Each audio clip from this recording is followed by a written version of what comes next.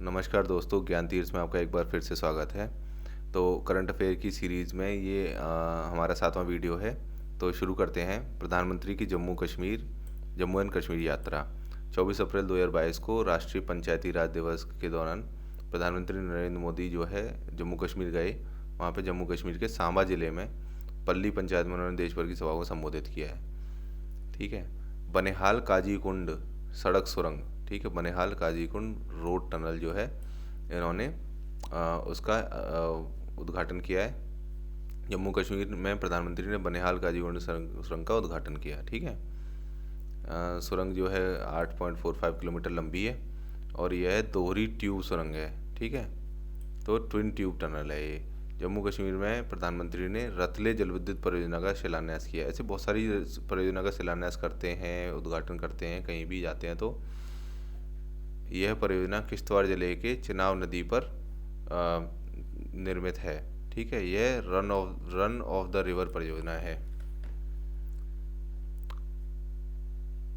अगला है क्वार जल विद्युत परियोजना भी इन्होंने चालू करी है। ठीक है। शिलान्यास किया है जम्मू कश्मीर में। तो इसमें प्रश्न कैसे आएंगे? प्रश्न ऐसे आएंगे कि ये काजी कुंड सड़क सुरंग जो है वो कहाँ पर है? तो बनिहाल में है। ठीक है। अगला प्रश्न ये पूछ सकते हैं कि वो कितने किलोमीटर लंबी है काजी कुंड सड़क सुरंग जो है। और दोहरी ट्यूब वो इसकी सुरंग के बारे में कोई स्टेटमेंट आ गया कि दोहरी ट्यूब सुरंग है तो आप ट्विन ट्यूब टनल है, ये आप आराम से इसे सही बता सकते हो कि हाँ ये स्टेटमेंट सही है या गलत है। ऐसे ही रतले जल विद्युत परियोजना है। रतले जल विद्युत परियोजना में ये किस नदी में बनी हुई है? तो आप बता सकते हो कि रतले जो है वो चिनाब नदी में बनी हुई है। तो आपको पता होगा कि झेलम, चिनाब, रावी और फिर ब्यास और फिर सतलुज, ऐसे करके सारी नदियां हैं। ये सब जुड़ के सतलुज नदी में होकर चली जाती हैं, फिर आगे वो सिंधु नदी में मिल जाती है, पाकिस्तान में चली जाती है। तो इस तरह से ये नदियां हैं। तो उनमें से जो ये रतले वाली जो परियोजना है चिनाब नदी पे है। झेलम चिनाब ये वाली नदी पर है। और जम्मू कश्मीर में प्रधानमंत्री ने क्वार जल विद्युत परियोजना चालू करी। तो पूछ सकते हैं कि क्वार जल विद्युत परियोजना कहाँ पर है? जम्मू कश्मीर में है। ऐसे करके प्रश्न पूछे जा सकते हैं। दिल्ली अमृतसर कटरा एक्सप्रेसवे, यहाँ पे क्या हुआ? अमृतसर सरोवर में सद्य यात्रा के दौरान प्रधानमंत्री ने जल निकायों वाटर बॉडीज का कायाकल्प सुनिश्चित करने के उद्देश्य से अमृतसर सरोवर नाम की एक नई पहल की शुरुआत की है। इस पहल का उद्देश्य देश के प्रत्येक जिले में 75 जल निकायों का विकास एवं कायाकल्प कराना है। तो कायाकल्प कराएंगे। प्रत्येक जिले में न्यूनतम 75 अमृत सरोवरों के साथ देश भर में कुल 50,000 अमृत सरोवरों का निर्माण एवं कायाकल्प किया जाएगा।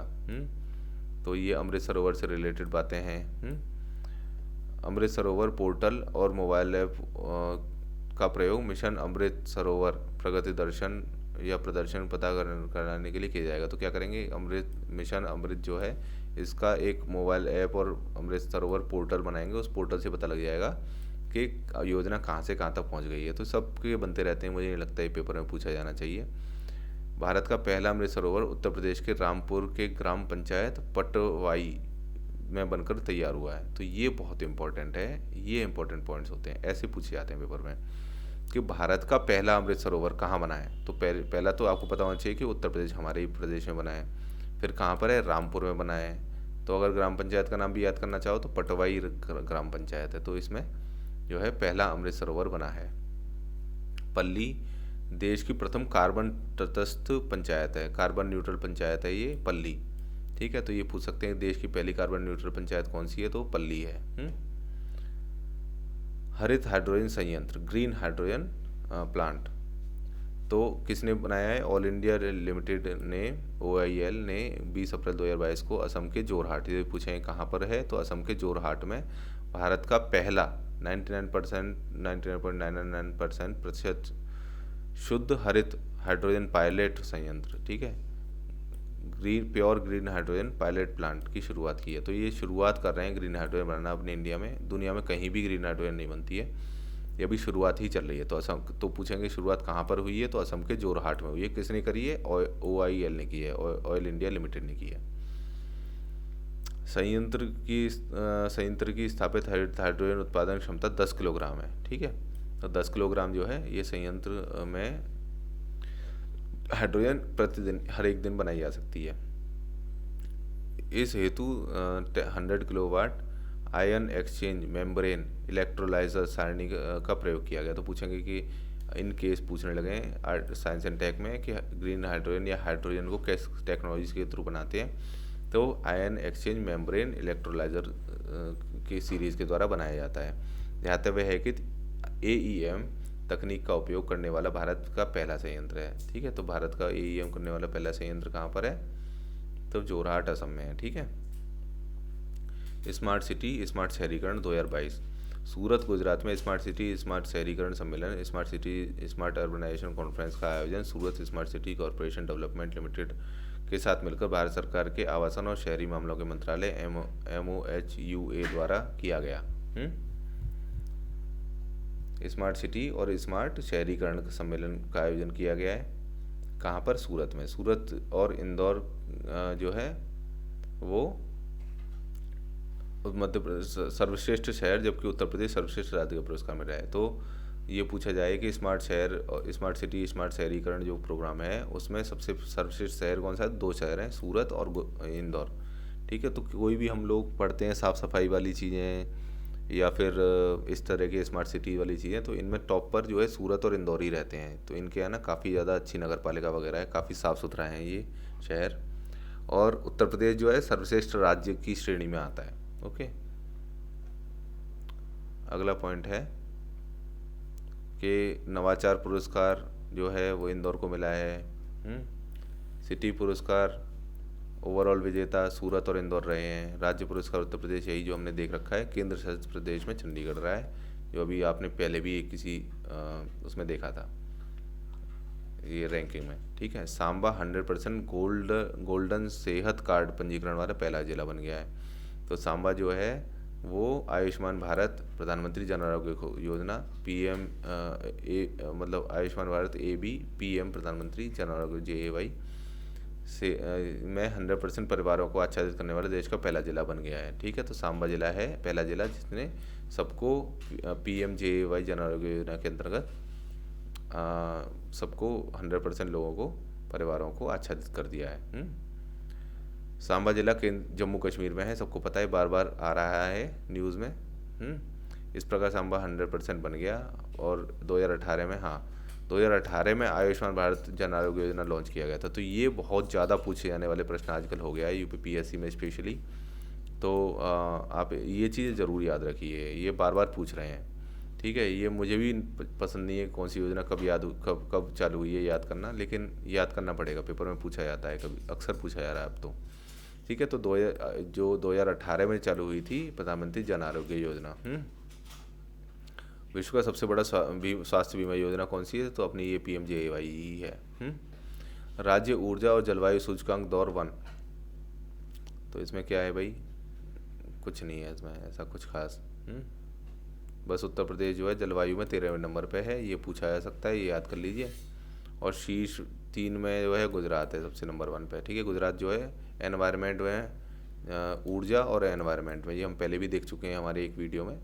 तो आप याद रखिए कि ऊर्जा और जलवायु में नंबर 1 पे तो गुजरात है और UP 13वें नंबर पे है। ठीक है, आंध्र प्रदेश में 13 नए ज़िले बन गए। अब ये नए ज़िले ना कई प्रदेशों में बन रहे हैं, अभी आंध्र प्रदेश में भी बना है, इसके अलावा वेस्ट बंगाल में कुछ नए ज़िले बने हैं, कुछ नए ज़िले जो है छत्तीसगढ़ या झारखंड में से किसी में, शायद झारखंड में बने हैं। तो आप है ना सबके नए नए ज़िले याद करते बैठोगे तो बहुत मुश्किल है। ये कायदे से आंध्र प्रदेश वालों को याद करना चाहिए कौन कौन से बन गए हैं। हम लोग बस ये याद करेंगे कि हाँ आंध्र प्रदेश में कुछ ज़िले बन गए, कितने बन गए, चलो 13 बन गए, टोटल कितने हो गए, 26 हो गए। कौन कौन से हुए हैं लिस्ट सामने लिखी हुई है। अभी अब देखो बात यह है कि अगर आ जाए तो हमारी किस्मत ख़राब, नहीं तो पहाड़ में जाने दो इसे, है ना। एक बार देख लेना, नाम पढ़ लेना, सुना हुआ सा लग जाए NTR वेंटियर टाइप का तो याद हो जाएगा। बालाजी है, सत्य साई है ना, ऐसे नाम आसान है। अगला है नागालैंड देश की पहली कागज रहित विधानसभा बन गई। ये इंपॉर्टेंट पॉइंट है भाई, ये पेपर में आना चाहिए। ठीक है, नागालैंड कहाँ पर है, मैं सारे प्रदेश आपको बता चुका हूँ, अगली बार से मैं आपको मैप में भी बता दूंगा, फिर से आप देख लीजिए। ये असम है, तो यहाँ पे अरुणाचल प्रदेश ऐसे करके आता है। फिर आता है नागालैंड, फिर मणिपुर, फिर मिज़ोरम, फिर त्रिपुरा। ऐसे करके प्रदेश है, यहाँ पे मेघालय है। तो नागालैंड में यहाँ पर कागज रहित विधानसभा जो है वो चालू हो गई है, क्योंकि ई विधान एप्लीकेशन है हमारी, राष्ट्रीय ई विधान एप्लीकेशन, नेशनल ई विधान एप्लीकेशन, नेवा भी बोलते हैं उसे, जो पूर्णतः लागू कर दी गई है। नागालैंड विधानसभा पूरी तरह से कागज रहित पेपरलेस होने वाली भारत की पहली विधानसभा बन गई है। 60 सदस्यीय विधानसभा है। ये भी एक बार को पूछ सकते हैं पॉलिटी वगैरह में, आता है ये सवाल, पॉलिटी में आ चुका है कि किस प्रदेश में कितनी विधानसभा है, किस सीटें हैं, है ना, कितनी लोकसभा की सीटें हैं। तो ये याद कर लीजिएगा आप, मतलब सबकी नहीं याद करनी है, इंपॉर्टेंट शहरों की तो याद, मतलब स्टेटों की याद करनी है। नेवा की फुल फॉर्म क्या है? नेशनल ई विधान एप्लीकेशन। अगला है Skoch state of governance report card 2021। इसमें क्या है कि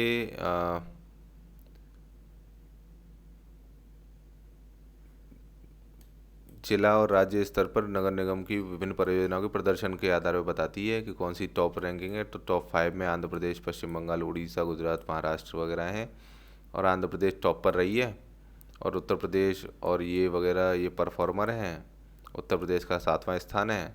मेरे हिसाब से ज़्यादा इंपॉर्टेंट नहीं है, बस आप एक बार देख लो कि इन केस पेपर में आ जाए तो ऐसा ना हो कि आप बताए कि उत्तर प्रदेश को 1 लिख दो, ऐसा नहीं है, आंध्र प्रदेश को 1 लिखना है इसमें, है ना, ऐसा है। 5 राज्यों में विधानसभा चुनाव 2022। तो विधानसभा चुनाव हुए, ये तो इम्पोर्टेंट पॉइंट है ही है कि कहाँ कहाँ हुए, आपको एक बार याद रखना है, थोड़ा बहुत याद होगा, जिनको इंटरेस्ट हो रहता है वो इनको याद होगा कि पंजाब, गोवा, उत्तराखंड, मणिपुर और उत्तर प्रदेश में चुनाव हुए थे मार्च में। इसमें पंजाब में आम आदमी पार्टी जीत गई, 92 सीटें मिल गई इनको, आम आदमी पार्टी वालों को। और कौन बने? भगवंत मान बने। पहले चन्नी थे शायद मुख्यमंत्री, अब भगवंत मान तो जो है वो मुख्यमंत्री बन गए हैं शराब पी के। ठीक है, अगला है गोवा। गोवा में पहले वही थे सेम आदमी, प्रमोद सावंत, अभी फिर से मुख्यमंत्री बन गए दूसरे कार्यकाल के लिए। उत्तराखंड में भी शायद दोबारा से पुष्कर सिंह धामी बने हैं दूसरे कार्यकाल के लिए। मणिपुर में भी कौन है? बीरेंद्र सिंह, ठीक है, ये भी दूसरे कार्यकाल के लिए बने हैं। और हमारे उत्तर प्रदेश में भी दूसरी कार्यकाल में 18वीं विधानसभा, ये जरूर याद रखना है आपको कि उत्तर प्रदेश में कौन सी विधानसभा के चुनाव हुए? 18वीं विधानसभा चुनाव हुए हैं, ठीक है। और विधानसभा के कितने क्षेत्र हैं? 403 है, बिल्कुल रट लीजिए, पेपर में आता है, कई बार आ चुका है। यूपी स्पेसिफिक मान लीजिए ऐसे, या फिर पॉलिटी मान लीजिए, उसमें आता है। भारतीय जनता पार्टी को कितनी सीटें मिली? 403 में से 222 सीटें मिली हैं। 403 में से 222 सीटें मिली। और भारतीय जनता पार्टी के सुनील कुमार शर्मा ने जो है साहिबाबाद में बहुत बड़े अंतर से जीते हैं, ये सबसे बड़े अंतर से जीते हैं। सुनील कुमार शर्मा, वैसे पेपर में मैंने कभी देखा नहीं है ऐसा सवाल, लेकिन आप एक बार देख लो, ठीक है। हरचंदपुर रायबरेली में राहुल राजपूत जो है सबसे कम उम्र के बने होंगे। और अटल बिहारी वाजपेयी एकाना स्टेडियम में योगी आदित्यनाथ ने उत्तर प्रदेश के मुख्यमंत्री पद की शपथ ली। कहाँ पर ली, ये भी याद करना है आपको, ठीक है। अटल बिहारी वाजपेयी एकाना स्टेडियम लखनऊ में, ठीक है। तो ये भी दूसरे कार्यकाल के लिए बन गए हैं। उत्तर प्रदेश में अपना 5 वर्षीय कार्यकाल पूरा करने के पश्चात पुनः दूसरे कार्यकाल हेतु शपथ ग्रहण करने वाले योगी आदित्यनाथ राज्य के प्रथम मुख्यमंत्री हैं। पूरा कार्यकाल करके सेकंड नंबर पर दोबारा से पूरा कार्यकाल कर रहे हैं, मतलब कार्यकाल में मुख्यमंत्री बन गए हों, ऐसा पहली बार हुआ है। तो कौन है? योगी आदित्यनाथ है। ये प्रश्न पूछा जा सकता है। केशव प्रसाद मौर्य और ब्रजेश पाठक ने उप मुख्यमंत्री के रूप में शपथ ली है। तो उप मुख्यमंत्री 2 हैं हमारे उत्तर प्रदेश के। राष्ट्रीय भूमि मुद्रीकरण निगम, तो नेशनल लैंड मोनेटाइजेशन कॉरपोरेशन के गठन को मंजूरी प्रदान की है मोदी जी ने।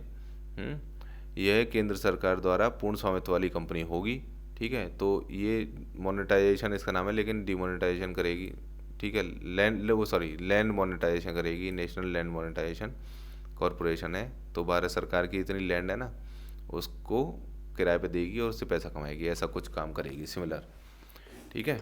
गोवर्धन संयंत्र इंदौर में, तो इंदौर मैंने बताया कि काफ़ी अच्छा है, साफ़ सफाई करते हैं ये लोग, बहुत साफ़ सुथरा रहते हैं। तो जैविक कचरे से बायो CNG उत्पादन करने वाला एशिया महाद्वीप का सबसे बड़ा संयंत्र है। तो एशिया का सबसे बड़ा इन्होंने संयंत्र बना दिया है जो बायो CNG का उत्पादन करेगा, ठीक है। तो CNG वैसे तो ज़मीन में खोद के जो नेचुरल गैस होती है उसी से बनाई जाती है, लेकिन ये जो है बायो सीएनजी बनाएंगे गोबर वगैरह से। तो इसका नाम क्या है? गोवर्धन संयंत्र है। एशिया महाद्वीप का सबसे बड़ा है। यह संयंत्र पीपीपी मॉडल पर आधारित बना है। स्टेटमेंट बेस्ड क्वेश्चन में आते हैं ये पीपीपी बना है, कैसे बना है, क्या है। अगला है ऊपरी भद्रा परियोजना का राष्ट्रीय परियोजना का दर्जा। ठीक है, तो ऊपरी भद्रा परियोजना को राष्ट्रीय परियोजना का दर्जा मिल गया है।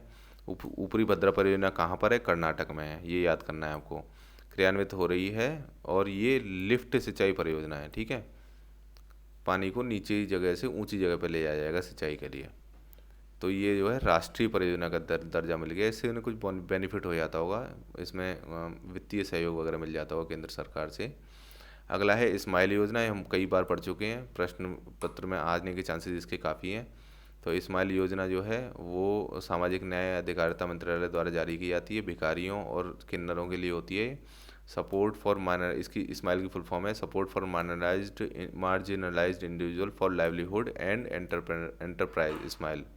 ठीक है, आप हिंदी में भी इसका अर्थ पढ़ सकते हैं, लेकिन मेरे हिसाब से आपको इंग्लिश में याद करना चाहिए, क्योंकि SMILE ये सब है ना, इसमें इंग्लिश में याद करना भी और पेपर में लगाना भी बहुत आसान रहेगा। आजीविका और उद्यम के लिए वंचित व्यक्तियों की सहायता। ठीक है, इस परियोजना का उद्देश्य ट्रांसजेंडर समुदाय और भीख मांगने में के कार्य में संलग्न लोगों को कल्याणकारी उपाय प्रदान करना है। ठीक है, अगला है अटल सुरंग। विश्व की सबसे लंबी राजमार्ग सुरंग बन गई है। 9 फरवरी 2022 को अटल सुरंग वर्ल्ड बुक ऑफ रिकॉर्ड्स में शामिल किया गया है। ठीक है, ये 1000 फीट या 3000 मीटर यानी 3 किलोमीटर से अधिक ऊंचाई पर है और विश्व की सबसे लंबी राजमार्ग सुरंग है। वर्ल्ड्स लार्जेस्ट हाईवे टनल है ये। और इस सुरंग का निर्माण जो है सीमा सड़क संगठन ने बॉर्डर रोड ऑर्गेनाइजेशन द्वारा किया गया है। इसकी लंबाई जो है 9.02 यानी 9 किलोमीटर है। अटल टनल जो है हिमालय की पीर पंजाल श्रृंखला में अवस्थित रोहतांग दर्रे से गुजरती है। तो मैंने पहले भी आपको बताया था कि अटल जो है वो एक आदमी का नाम है और रोहित भी एक आदमी का नाम होता है। तो रोहतांग दर्रे से निकलती है गुजरती है अटल टनल। ठीक है, चलिए अगला है सघन मिशन इंद्रधनुष 4.0। तो मिशन इंद्रधनुष जो है वो क्या है? टीकाकरण का अभियान था। तो इसका चौथा वो वर्जन चल रहा है। सार्वभौमिक टीकाकरण की दिशा में स्थायी लाभ करने में योगदान देना है इसका काम। फोकस किस चीज़ में है? आपका टीकाकरण करना है, सार्वभौमिक टीकाकरण, मतलब सबको टीकाकरण कराया जाएगा।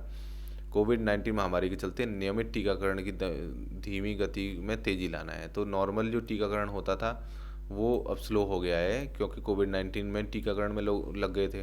तो अब दोबारा से है ना नॉर्मल टीकाकरण जो है, जैसे चेचक वगैरह ये सब, रूबेला, मेजल्स, इन सब चीज़ों की बीमारियों के लिए रहता है, उस सब के लिए जो टीकाकरण है अब फिर से दोबारा से फास्ट कर दिया है छोटे छोटे बच्चों में, जॉन्डिस वगैरह। दिसंबर 2014 को भारत सरकार ने सभी बच्चों और गर्भवती महिलाओं को तीव्रता से संपूर्ण टीकाकरण कवरेज प्रदान करने एवं प्रतिरक्षा कार्यक्रम को मजबूत बनाने के लिए मिशन इंद्रधनुष की शुरुआत की थी। तो ऐसे याद कर लीजिए कि मोदी जी जैसे ही आए थे 2014 में, आते ही उन्होंने जो है इंद्रधनुष मिशन की शुरुआत कर दी थी, सबको टीकाकरण लगवाओ। ठीक है, तो कब शुरुआत करी थी ये पेपर में आएगा, तो हम आराम से लगा देंगे 2014 में करी थी। ठीक है, 2017 में प्रधानमंत्री मोदी ने सघन मिशन इंद्रधनुष इंटेंसिफाइड मिशन इंद्रधनुष का शुभारंभ किया था। तो नॉर्मल मिशन इंद्रधनुष हुआ था 2014 में और 3 साल बाद उन्होंने इंटेंसिफाइड या सघन मिशन इंद्रधनुष जो है वो उसका शुभारंभ कर दिया था। तो दोनों ही आपको याद रखना है। अगला है स्टैचू ऑफ इक्वलिटी। तो स्टैचू ऑफ इक्वलिटी जो यूपीएससी में इसका क्वेश्चन भी आ चुका है, तो ये इम्पोर्टेंट है ही ऑलरेडी। तो ये एक संत थे श्री रामानुजाचार्य, उनकी प्रतिमा है। ठीक है, ये 11वीं सदी में हुए थे, यानी 1000 कुछ सन में हुए थे। ठीक है, उल्लेखनीय है कि यह समारोह में उनकी 1000वीं जयंती के उपलक्ष्य में आयोजित किए जा रहे कार्यक्रम का हिस्सा है कि इसका उद्घाटन किया गया। इस स्टैचू ऑफ इक्वलिटी को हिंदी में समता मूर्ति का नाम दिया गया है। ठीक है, इसकी ऊंचाई 216 फीट है, ये भी पेपर में पूछा जा सकता है। और यह प्रतिमा 54 फीट ऊंचे आधार भवन पर स्थापित है, जिसे भद्रवेदी का नाम दिया गया है। तो भद्रवेदी वर्ड याद रखना है आपको। यह प्रतिमा कितने उसे धातुओं से बनी है? तो पंचलोह से यानी 5 धातुओं से बनी है। 5 धातुओं के नाम भी आपको याद करने हैं, सोना, चांदी, तांबा, पीतल और जस्ता, जिंक। ठीक है। स्टैचू ऑफ इक्वलिटी के चारों ओर 108 दिव्य देशम नक्शीदार मंदिरों का निर्माण किया गया। तो इसके चारों तरफ जो है 108 मंदिर भी हैं। स्टैचू ऑफ इक्वलिटी बैठी हुई मुद्रा में, सिटिंग पोस्चर में, विश्व की दूसरी सबसे ऊंची प्रतिमा है, फर्स्ट नहीं है। फर्स्ट जो है ग्रेट बुद्धा है, थाईलैंड वाली। ठीक है, ये विश्व की सबसे ऊंची है। हमारी जो है सेकंड नंबर की है। स्टैचू ऑफ बिलीफ, देखिए स्टैचू ऑफ इक्वलिटी तो आपने पढ़ लिया। स्टैचू ऑफ क्या कहते हैं, बिलीफ कौन सी है? राजस्थान के नाथद्वारा में भगवान शिव की 351 फीट ऊंची प्रतिमा का निर्माण किया जा रहा है। इसे स्टैचू ऑफ बिलीफ का नाम दिया गया है। विश्व में भगवान शिव की सबसे ऊंची प्रतिमा होगी। ठीक है, अभी निर्माण हो रहा है। अभी उसका जब हो जाएगा तो पेपर में आएगा। अभी तो केवल हम लोग केवल जानकारी के लिए याद कर रहे हैं। स्टैचू ऑफ पीस, प्रधानमंत्री नरेंद्र मोदी ने स्टैचू ऑफ पीस का अनावरण किया है। ये किसकी है? यह जैनाचार्य श्री विजय वल्लभ सुरेश्वर जी की, महाराज की मूर्ति है। ठीक है, बस इतना ही बहुत है, क्योंकि ऐसे याद करना है कि जो पीस है, ठीक है, शांति है, उस वो जो है जैन जो है बहुत शांति वाले होते हैं, अहिंसक होते हैं। तो स्टैचू ऑफ पीस किसकी है? जैनाचार्यों की है। ठीक है, ऐसे करके याद कर सकते हैं इसे। अष्ट धातु से निर्मित है ये जैनों वाली। ठीक है, और पंचलोह से जो निर्मित है वो है हमारी स्टैचू ऑफ ये इक्वलिटी। ठीक है, ये रामानुजाचार्य वाली। और रामानुजाचार्य जो थे वो उन्होंने विशिष्टाद्वैत दिया था। एक फिलोसफी होती है विशिष्टाद्वैत, ये जो है प्रश्न आया था यूपीएससी में इस साल के में। अगला है पर्वतमाला परियोजना। दुर्गम पहाड़ी क्षेत्रों में पर्यटन को बढ़ावा देने के अलावा यात्रियों के लिए संपर्क सुविधा में सुधार करने, भीड़भाड़ वाले शहरों में यातायात को सरल बनाने के उद्देश्य से देश में पहली बार पर्वतमाला परियोजना की शुरुआत की गई है। गुवाहाटी, असम में ब्रह्मपुत्र नदी पर बने गुवाहाटी पैसेंजर रोपवे का उद्घाटन किया गया। यह 2 किलोमीटर लंबा रोपवे किसी नदी पर बना भारत का सबसे लंबा रोपवे माना जाता है। तो भारत में सबसे लंबा रोपवे जो है वो कौन सा है? तो ये गुवाहाटी में है, असम गुवाहाटी में ब्रह्मपुत्र नदी पर बना हुआ। ठीक है, तो अभी रोपवे में क्या है, कई बार एक्सीडेंट हो जा रहे हैं, लोग लटके ही रह जा रहे हैं, कई लोग गिर जाते हैं, तो उनकी वजह से जो है न्यूज़ में आता रहता है। तो आपको रोपवे से रिलेटेड चीज़ें याद रखनी चाहिए। हरित ऊर्जा गलियारा चरण 2 ग्रीन एनर्जी कॉरिडोर है, इसका पार्ट 2 जो है वो चल रहा है। इसमें कुछ ऐसी मेरे हिसाब से पेपर के हिसाब से कोई इंपॉर्टेंट न्यूज़ नहीं है। कानपुर मेट्रो का शुभारंभ हो गया, ये इंपॉर्टेंट न्यूज़ है क्योंकि उत्तर प्रदेश की न्यूज़ भी है और मेट्रो से रिलेटेड चीज़ें बार बार पूछी भी आती हैं। प्रधानमंत्री नरेंद्र मोदी ने कानपुर मेट्रो के प्रथम गलियारे कॉरिडोर 1 का प्राथमिक खंड का उद्घाटन किया है। ऐसा होता है, मेट्रो की जो लाइन होती हैं उनका पूरा मैप होता है, एक लाइन ऐसे जा रही है, फिर इससे जुड़ के कोई दूसरी उधर जा रही होगी, ऐसे क्रॉस कर रही होगी। तो उसमें क्या होता है कि एक पूरी लाइन का एक बार में चालू हो जाता है, लेकिन ये ज़रूरी नहीं है कि यहाँ से यहाँ तक चालू हो। अभी क्या होगा, यहाँ से लेकर यहाँ तक थोड़ी सी चालू हो जाएगी, फिर पीछे के मेट्रो स्टेशन दोबारा बाद में चालू हो जाएंगे, फिर ये बाद में चालू हो जाएंगे, फिर इधर वाली बाद में चालू हो जाएगी, ऐसे करके होता है। तो कानपुर मेट्रो का जो है फर्स्ट कॉरिडोर का फर्स्ट जो ब्लॉक है उसका उद्घाटन कर दिया गया है। कानपुर मेट्रो के इस खंड में आईआईटी कानपुर से मोती झील तक मेट्रो का परिचालन किया जाएगा। यह खंड 9 किलोमीटर लंबा है, इसमें 9 मेट्रो स्टेशन हैं। ठीक है, और इसकी लंबाई 32 किलोमीटर है। कानपुर मेट्रो परियोजना की टोटल लंबाई, ये जो अभी सेक्शन है इसकी नहीं, टोटल की। यही इम्पोर्टेंट है, इसके अलावा कुछ और पढ़ने की भी ज़रूरत नहीं है। और यह डबल टी गार्डर का उपयोग होने वाला पहला भारत का पहला मेट्रो रेल नेटवर्क है। तो ये डबल टी गार्डर यूज़ करेगा। एक कोई टाइप है, टेक्निकल टर्म है, आपको बस ये याद रखना है कि डबल टी गार्डर वाला इंडिया में पहला कौन सा है, तो वो कानपुर मेट्रो है। बीना पनकी उत्पाद पाइपलाइन परियोजना। प्रधानमंत्री नरेंद्र मोदी ने बीना मध्य प्रदेश और पनकी उत्तर प्रदेश में बहु उत्पाद पाइपलाइन परियोजना राष्ट्र को समर्पित की है। यह पाइपलाइन का संचालन बीपीसीएल करेगा, भारत पेट्रोलियम कॉरपोरेशन लिमिटेड। ठीक है, बस इससे ज़्यादा और कुछ नहीं है इसमें। नवाचार उपलब्धियों पर संस्थानों की अटल रैंकिंग 2021। तो Atal ranking of institution on innovation achievements 2021 के परिणामों की घोषणा की गई है। ठीक है, तो इसमें आईआईटी मद्रास जो है तीसरे वर्ष में भी लगातार नवाचारी शिक्षण संस्थान का दर्जा प्राप्त हुआ है। ठीक है, तो यही है, आईआईटी मद्रास टॉप पर है, नंबर 1 पे है रैंक इसकी आईआईटी मद्रास की। राज्य विश्वविद्यालय एवं डीम्ड विश्वविद्यालयों में पंजाब विश्वविद्यालय, पंजाब यूनिवर्सिटी, ये नवाचार में सबसे आगे है। और कुछ है क्या इसमें? और कुछ भी इम्पोर्टेंट नहीं है, बस इतना भी याद कर लो, इतना बहुत है। पेपर में बाई चांस पूछ सकते हैं। उत्तर प्रदेश की स्थिति क्या है? जो भारतीय प्रौद्योगिकी संस्थान आईआईटी कानपुर जो है वो, और Motilal Nehru national institute of technology NIT जो है वो 10वें नंबर पे है, ठीक है, और आईआईटी कानपुर चौथे नंबर पे है। तो इनका स्थान ऐसे है उस यूपी वालों का। स्वस्थ राज्य प्रगतिशील भारत रिपोर्ट, ठीक है, तो नीति आयोग की रिपोर्ट है। पहली बात तो आपको याद रखना है कि स्वस्थ राज्य और प्रगतिशील भारत रिपोर्ट कौन जारी करता है? तो नीति आयोग जारी करता है। प्रथम संस्करण पहला संस्करण जारी किया जा रहा है, ठीक है, और कुछ भी नहीं है इसमें। केरल नंबर 1 पर रहेगा, ठीक है। तो देखो क्या नाम क्या है इसका? इसका नाम है स्वस्थ राज्य, ठीक है, स्वस्थ रखना है आपको और प्रगतिशील होना है। तो यही दोनों चीज़ों में केरल आगे रहता है, स्वास्थ्य में और प्रगतिशीलता में। और उत्तर प्रदेश का स्थान कैसा रहता है? उत्तर प्रदेश का 19वां स्थान है। हो सके तो याद कर लो, मुझे तो लगता नहीं याद कर पाओगे, ठीक है। अगला है हिमाचल प्रदेश की जल विद्युत परियोजनाएं।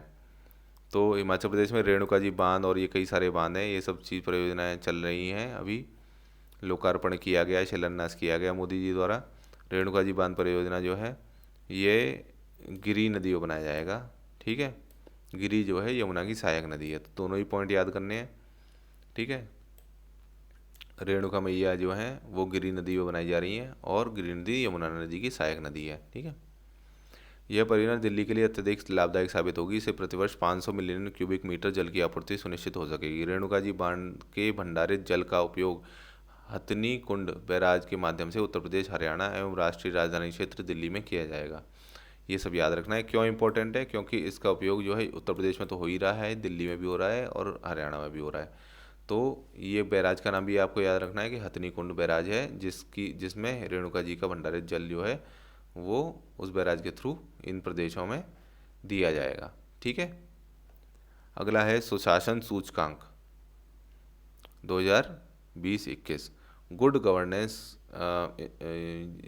वो है, ये सूचकांक है। इसका सेकंड संस्करण हो रहा है, पहला संस्करण जो है 2019 में हुआ था। और गुड गवर्नेंस में कई सारे समूह बना रखे हैं। समूह ए में जो है गुजरात और समूह बी में मध्य प्रदेश और पूर्वोत्तर राज्यों के पहाड़ी राज्यों में हिमाचल प्रदेश, केंद्र शासित प्रदेशों में दिल्ली शीर्ष पर है, ठीक है। तो समूह ए में गुजरात शीर्ष पर है, समूह बी में मध्य प्रदेश शीर्ष पर है, पूर्वोत्तर वालों में और पहाड़ी वालों में हिमाचल प्रदेश और केंद्र शासित प्रदेशों में दिल्ली, ये टॉप पर है, ठीक है। गुड गवर्नेंस का मतलब होता है कि वहाँ पर जो है वहाँ की जो सरकारी मशीनरी है वो कितना अच्छा काम कर रही है, ठीक है। तो इनमें सबसे अच्छा काम करती है। और उत्तर प्रदेश में 5वां स्थान है, बिहार 6वां स्थान है, ठीक है, समूह बी वालों में। जिसमें मध्य प्रदेश नंबर 1 पर है, उसमें हम लोग 5वें नंबर पर हैं। अब सोच लो हमारी कितनी बुरी हालत है गवर्नेंस में।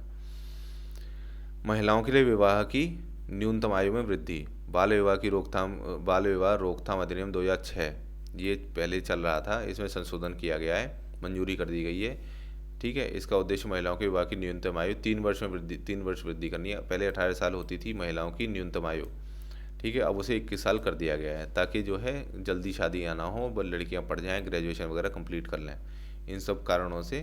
और उनका स्वास्थ्य भी अच्छा रहेगा। और देखो क्या लिखा हुआ है, उल्लेखनीय है कि बाल विवाह जैसी कुप्रथा का उन्मूलन के लिए सतत विकास लक्ष्य 5 का हिस्सा है। तो सस्टेनेबल डेवलपमेंट गोल जो है वो आपको सारे याद करने हैं। सतत विकास लक्ष्य 5 जो है वो मैं आपको अभी सतत विकास लक्ष्य भी आपको करा देता हूँ। देखिए ये क्या आ गया,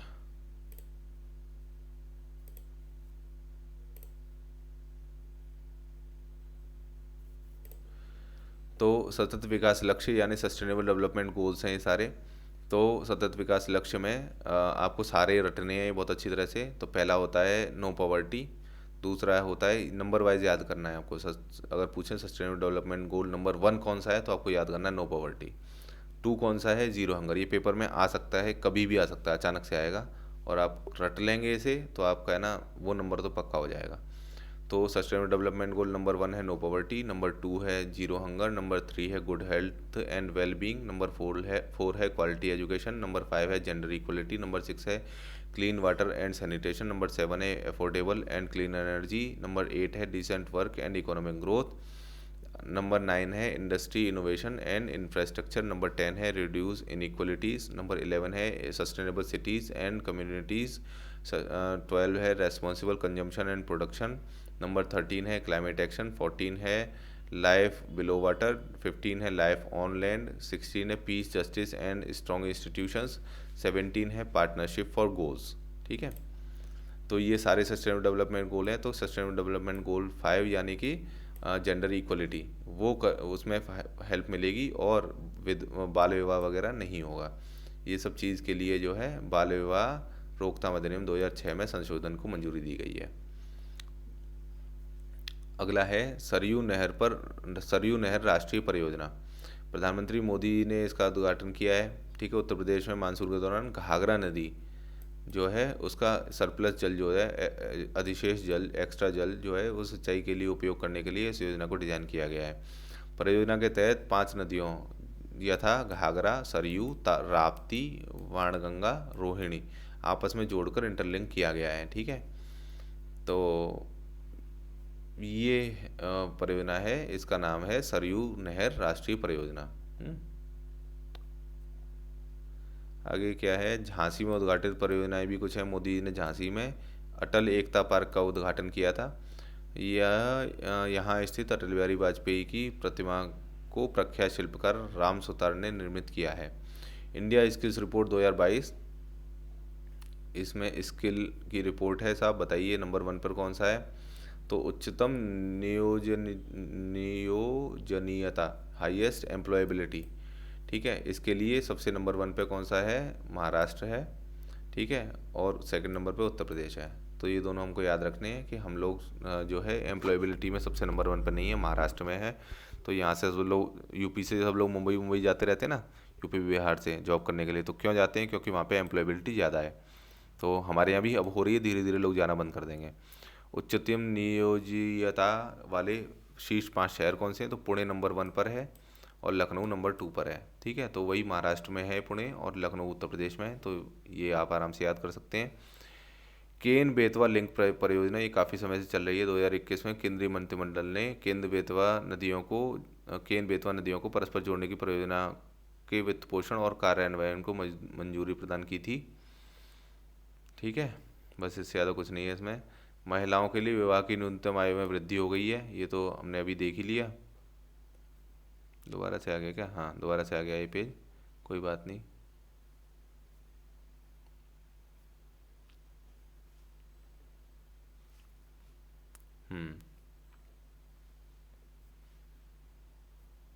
ये सब हो चुका है,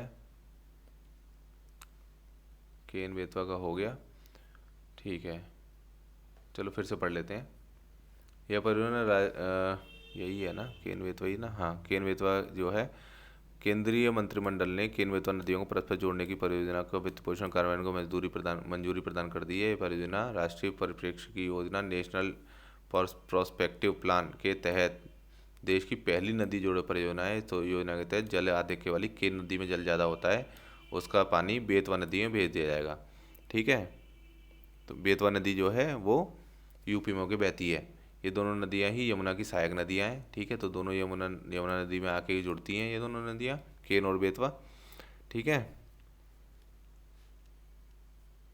इस परियोजना से लाभान्वित कौन कौन से जिले होंगे, उत्तर प्रदेश और मध्य प्रदेश के जिले होंगे। मध्य प्रदेश से निकलती हैं ये नदियाँ और उत्तर प्रदेश में जाके यमुना नदी में जुड़ जाती हैं।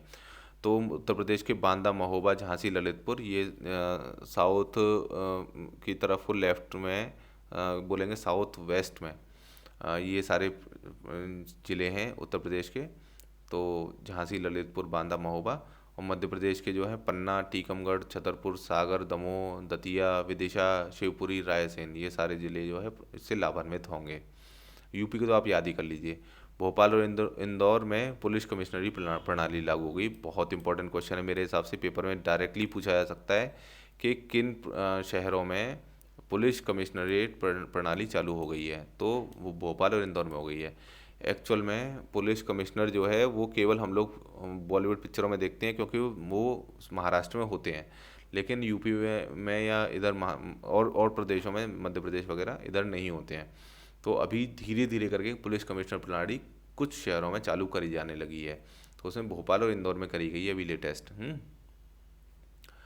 और उत्तर प्रदेश के 4 जिलों में पुलिस कमिश्नरी जो है प्रणाली लागू कर दी गई है। वो कौन कौन से हैं? लखनऊ, गौतम बुद्ध नगर, ठीक है, वाराणसी और कानपुर, ये सब इंपॉर्टेंट शहर हैं उत्तर प्रदेश के। उन सभी में पुलिस कमिश्नर प्रणाली लागू कर दी गई है। भारत की पहली ग्रीन हाइड्रोजन माइक्रो ग्रिड परियोजना एनटीपीसी ने चालू की है, ठीक है। यह गठबंधन एनटीपीसी सिमहाद्री आंध्र प्रदेश स्थित भारत की पहली हरित हाइड्रोजन माइक्रोग्रिड परियोजना हेतु किया गया है। ये किसने किया है? एनटीपीसी ने किया, ब्लूमबर्ग एनर्जी के साथ में। तो वो तो ठीक है, जाने दो उसे। अगला क्या है? परियोजना के तहत निकटवर्ती तैरते सोलर संयंत्र फ्लोटिंग सोलर प्लांट द्वारा उत्पादित नवीकरणीय विद्युत रिन्यूएबल इलेक्ट्रिसिटी से इलेक्ट्रोलाइजर के प्रयोग द्वारा हरित हाइड्रोजन उत्पादन होगा। मतलब क्या करेंगे? पहले रिन्यूएबल एनर्जी इलेक्ट्रिसिटी डेवलप कराएंगे एक सोलर प्लांट से। उस सोलर प्लांट से जो उसके करंट होगा, उस करंट को उसको पानी में डालेंगे और पानी को तोड़ देंगे हाइड्रोजन और ऑक्सीजन में। तो उससे जो है सोलर जो ये है हाइड्रोजन, ग्रीन हाइड्रोजन जो है ये डेवलप हो जाएगी। पोचमपल्ली सर्वश्रेष्ठ पर्यटन गांव, तो आपको याद करना है कि भारत का सर्वश्रेष्ठ पर्यटन गांव कौन सा है, तो वो है पोचमपल्ली। तो UNWTO द्वारा चयनित 44 सर्वश्रेष्ठ पर्यटन गाँव में भारत का पोचमपल्ली गाँव शामिल किया गया है। पोचमपल्ली कहाँ पर है? तेलंगाना में। ये जरूर याद करना है आपको, सीधे सीधे पूछा जा सकता है। पोचमपल्ली कहाँ पर है? तेलंगाना में है, और यह सर्वश्रेष्ठ पर्यटन गाँव है। यहाँ की उत्कृष्ट साड़ियों के लिए इसे भारत का सिल्क शहर, सिल्क सिटी ऑफ इंडिया के नाम से जाना जाता है पोचमपल्ली को। ये भी आपको याद करना है। इन साड़ियों को इकत नाम की अनूठी शैली द्वारा बुनाया जाता है। पोचमपल्ली इकत शैली को 2004 में ज्योग्राफिकल इंडिकेशन या भौगोलिक संकेत प्राप्त हुआ था।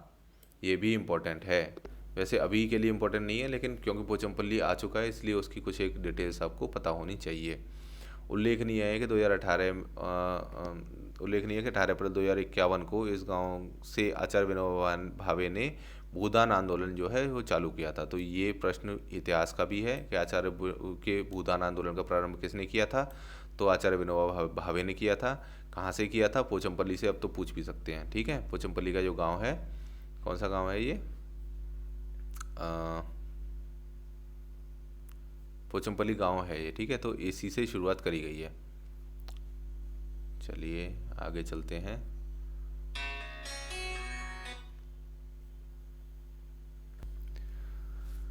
तो अभी इस वीडियो को यहीं ख़त्म करते हैं, और इससे आगे का जो है वो अगली वीडियो में देखेंगे। तो आप प्लीज़ हमारे चैनल को सब्सक्राइब कर लीजिए। धन्यवाद।